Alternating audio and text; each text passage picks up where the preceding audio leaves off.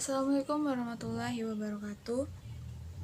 Alhamdulillahirabbil alamin. Assalatu wassalamu ala asrofil anbiya'i wal mursalin wa ala alihi washabihi rasulillahi ajmain, amma ba'du.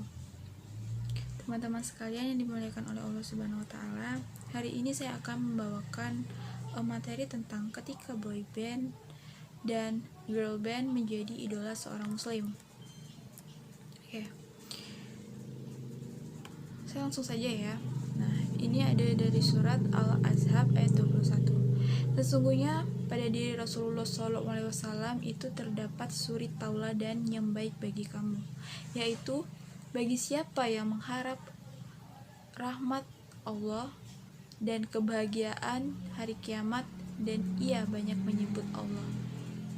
Nah, dari potongan surat di atas atau surat yang saya bacakan ini dijelaskan bahwa setiap orang dapat menemukan pada diri Nabi Muhammad SAW suatu keteladanan luhur yang akan mengantarkan mereka memperoleh rahmat ilahi serta kebahagiaan ukhrawi. Siapapun dia, baik seorang ayah, suami, anak, negarawan, pemimpin masyarakat, atau militer, semuanya dapat menimba keteladanan dari sumber yang tidak pernah kering ini. Lalu bagaimana dengan saat ini? Masihkah remaja muslim mengambil suri tauladan dari Nabi Muhammad SAW? Saat ini boy band dan girl band telah menjamur, bahkan menjadi idola sebagian kaum remaja muslim di Indonesia. Sebagian remaja muslim Indonesia mengidolakan boy band dan girl band yang berasal dari Korea Selatan ini. Nah, boy band dan girl band adalah produk dari industri kreatif Korea Selatan atau biasa disebut dengan Korean Wave. Korean Wave atau gelombang Korea adalah istilah yang diberikan untuk tersebarnya budaya pop Korea secara global di berbagai negara di dunia.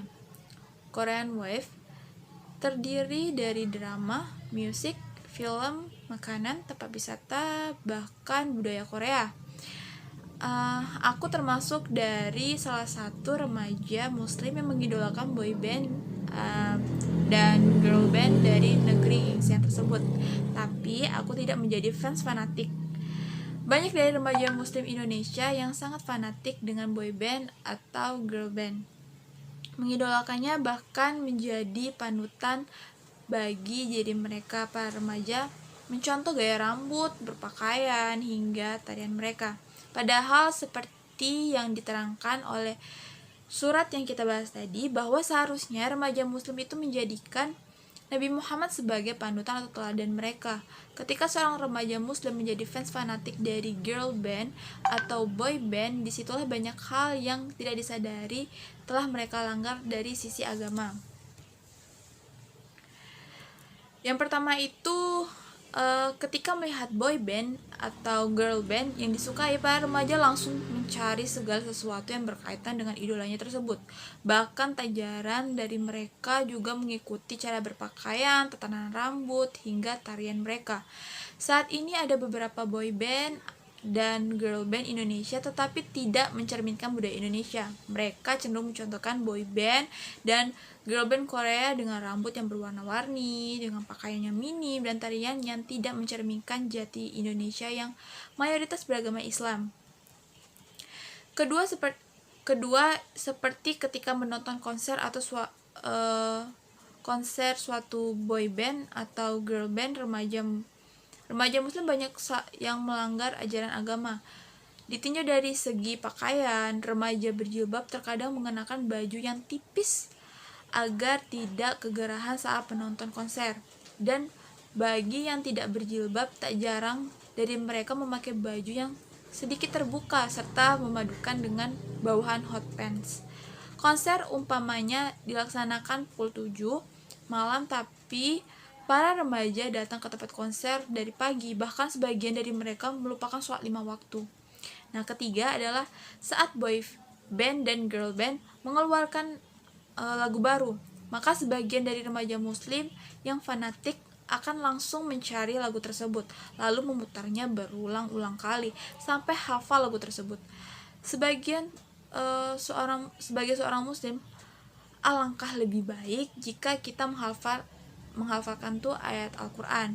Bisa membaca Al-Quran itu keutamaan, dan bisa menghafal Al-Quran adalah lebih utama. Bisa memahami Al-Quran itu adalah kewajiban, dan paham ditambah hafal itu jauh lebih afdol.